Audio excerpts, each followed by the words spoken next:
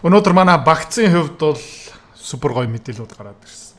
Тэрийг хамгийн сүүлд таатай хуваалцсан. Тийм учраас төвчээрт үзэж байгаарай. За, зах зээл болж байгаа юм бэ? Tesla-гийн хувьцаа 360-аас буцаагаад буурж 330 руу буурсан байна. Яагаад тэгж байгаа юм бэ гэх юм бол Elon Musk буцаагаад жоохон улс төрчөөд байна. Жоохон Donald Trump Америкийн их хурлыг шүүмжилж байгаа. Тэр Big Beautiful Bill Америкийн үрийн хэмжээг дахиад өсгөх юм байна. Америкчууд дампуурлын ирмэнээсээ ерөөсө холдоогүй. Тэгээд жоохон улс төрчөөд байгаа учраас хүмүүс тэрийгэ жоохон сөрөг хүлээж аваад Tesla-гийн ханшин одоо pre-market дээр жишээлбэл $325 руу буурсан байгаа. Ойролцоо нэг 7 хоногийн дараа Cybercab event болно. Тэгээд тэр хүртэл юмыг харъя. Миний хүсэж байгаа юм юу юм бэ гэвэл ойлгомжтой. Буцаагаад $260 $250 руу унаасаа. Окей. Тэгээд нэмж авмаар. Тиймэрх байр суурьтай. Окей. За. Oscar Health. Эхний улирлын тайлан гарсан. Хувьцаа маань ойролцооны $13.13-оос $18 руу пуужинсан. Тэгээд хэдүүлээ хизээ нэмж авсан байх юм бол энэ үед нэмж авсан. Одоо ерөөхдөө энэ gap үүссэн байсан. Энэ gap-ыг ерөөхдөө тэр чигтээ хаацсан. Gap одоо алга болцсон байгаа. Тэгээд техникийн зүгээс бол энэ төгс bullish wedge гараа явцсан. Тэрнээс өмнө cup and handle retest хийгээд ерөөхдөө одоо өсөлт нь өргөжлөхээр байх шиг байна. Pre-market дээр одоо 14.60 дээр явж байгаа. Ер нь эх хэдэн хоногийн дотор энэ буцаагаад сайхан өсөө явж байгаа. Алтыг харах юм бол яг энэ зураасаараа явж байна. Өсөлт нь хэвээрээ bullish triangle руу ингэж явж байна. Breakout хийх магадлал өндөртэй. Хизээ юм бэ гэх юм бол миний таамаг юу юм бэ гэх юм бол 7 сарын үеэр 3600 3700 явчих واخа. Тэгээд манай позиц хэдүүлээ яг техникийн зүгээс хизээ орсон бэ гэх юм бол энэ resistance-ийг цөмлөх үгүй харсан. Resistance цөмлсөн. Тэгэхээр support retest хийгээд тэгэл ерөөдөө хэдүүлээ орсон $7.60 дээр авсан билүү.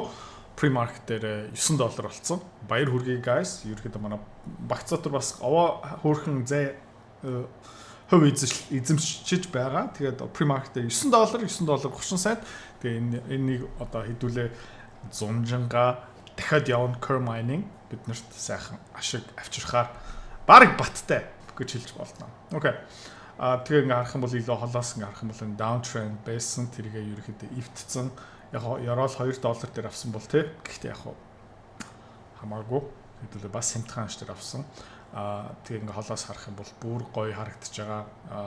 Олон удаа энэ retest хийсэн downtrend line-а цөмөлцсөн. Тэгээд одоо дэш явж байгаа. Тэгэл энийг яах юм бэ гэх юм бол зүгээр хэдүүлээ баг зэрэг нэмж аваад тэгэл явна гэсэн үг. Энийг давхина.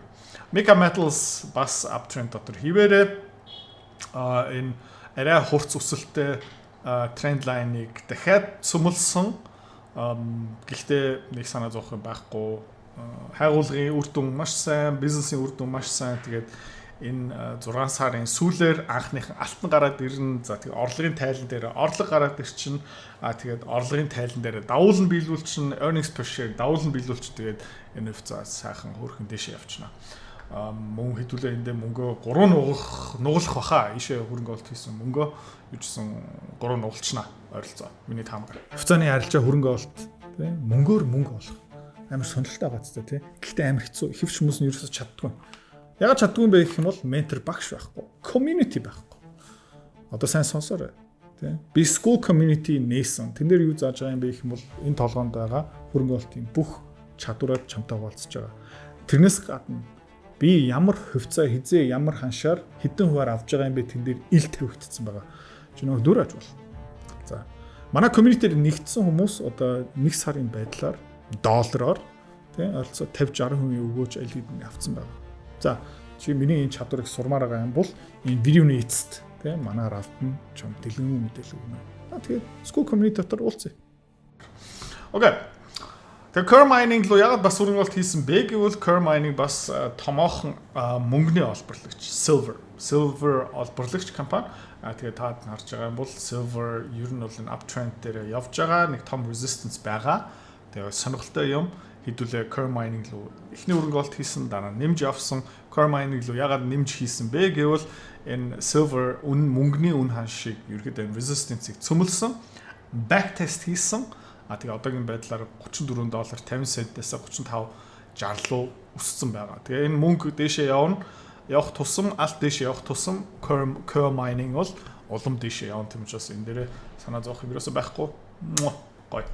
Тэгээ иймэрхүү юмнаас хоцромооргүй байгаа юм бол тий манай schooling community таад бас яаж энэ хөрөнгө оолт хийдгийг, яаж үнэлгээ хийдгийг тий бүгдийг бид нартай хамт суралцах болно. За тэгээ мөнхийг ингээ илүү холоос харах юм бол тий ер нь бол урт хугацаанд ингээл могоо шиг дээшээ ингээл яваал.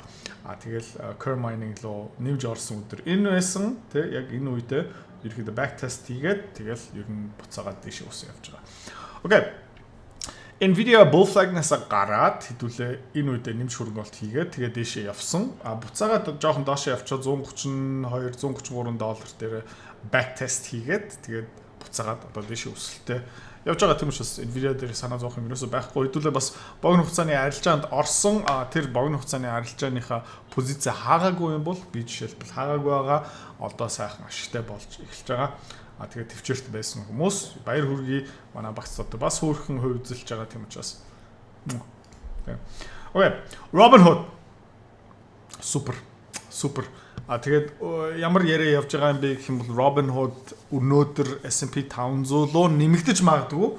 S&P 500 руу нэмэгдчих юм бол маш олон сангууд энэ хувьцааг авч болно, авах ёстой болно.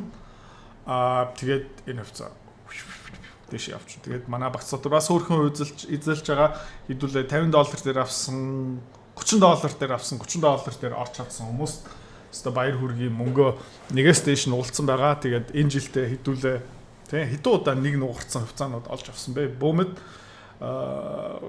тэгтээ эхэлж болохгүй шүү. Биднээс тодорхой хэмжээний азтай байгаад явж байгаа шүү. Тийм учраас байнгын юм байна гэж байхгүй шүү. За. Окей. Valaris Америкийн хөрөнгөний зах зээл дээр хамгийн их шорт хийгдэж байгаа хувьцаа номер 1 бол HIMS, номер 2 бол Valaris. За тэгээ харах юм бол ер нь reverse head and shoulders байгаа байж магадгүй. Автоматагийн багцлуу ойролцоо нэг 6 сарын 11 12-наас ороод ирчин энэ компани HIMS, Osco гэх мэт чинь бүгдээрээ Core Mining бүгдээрээ бас автоматал ороод ирчин.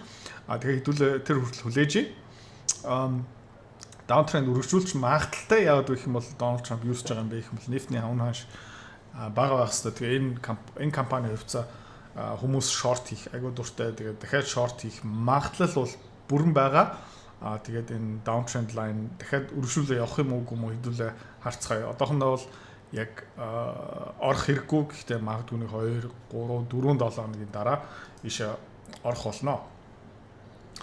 Devon Energy downtrend дотор хിവэрэ хүмүүс бас энэ компаниг шорт хийж байгаа. Тэ нефтний үнэ шунгаж байгаа. Тийм учраас энэ дээр downtrend нь үргэлжлээл байгаа. Готоо $31 руу унтсан байгаа. Тэгээд энэ буцаа $24 руу орчих юм бол тэгэл хэдүүлээ тулна авна шүү. Энэ дээр ярих юм алга. За нефтний үнэ ханш энэ хурц downtrend-аас гарчаад retest хийгээд одоо bounce хийгээд одоо миний тамаг юу юм бэ гэх юм бол Saudi Arab гэх мэт шин орнууд OPEC орнууд нефтнийхаа олборлолтоо нэмэх байхаа. Яг гэх юм бол Трамптай нэг хэлцэл ойлголт нь хүрсэн байх шиг байна. Тэр юу юм бэ гэх юм бол нефтний үнэ ханш хямдхан байх ёстой. Тэгээ удахгүй дахиад арабчууд тий нефтний үнэ ханшийг доошо буулгана. За цаана ямар тактик байгаа юм бэ? Яг одоо таамаглаж мэдхгүй тий энэ Орос Украины дайн дуусах нь бас тийм болж байгаа. Яг гэх юм бол Оросуудын газ нефтнээс олж байгаа орлого нь бас энэ нүгээр тодорхой хэмжээгээр буурж байгаа. Жишээлбэл Трамп хизээ алтан тушаал авсан бэ гэх юм бол энэ үедээ тий нэг сарын ихээр авч ирсэн. Нэг сард авч ирсэн тухайд нефтний үнэ ханш $70 байсан. Одоо тийм баг $15 буурсан. Тэгээ энүүгээр дамжуулаад нефт олборлож байгаа орнууд ерөөхдөө алтгээлд орж байгаа. Санхүүгийн хувьд бол хэцүүдж байгаа. Тэгээд энэ бас Donald Trump-ийн нэг тактик байж магадгүй. Окей, VIX ойрын хугацаанд ерөөсөө хараагүй энэ нөгөө volatility index ерөөхдөө зах зээлийн хэлбэлцэл хэр өндөр байгаа юм бэ? Ингээ харах юм бол ер нь бол 4 сарын 2-нд бүр ингээ пуужиндаа явсан. тэрний өмнө худалдааны хориг бла бла бла гэл Трамп бол юу хийдэг юм бэ гэх юм бол энэ volatility ингээд тултны яадаг. Сүүлийн үед бол чимээгүй байх шиг байна. Тэгээд энэ VIX дээр хэдүүлээ бас удахгүй нэг арилжаа хийх баха. Нэг жижигхэн, айгүй жижигхэн арилжаа хийх бах. Гэхдээ айгүй потенциал өндөртэй. Энэ дээр би судалгаа хийж байгаа.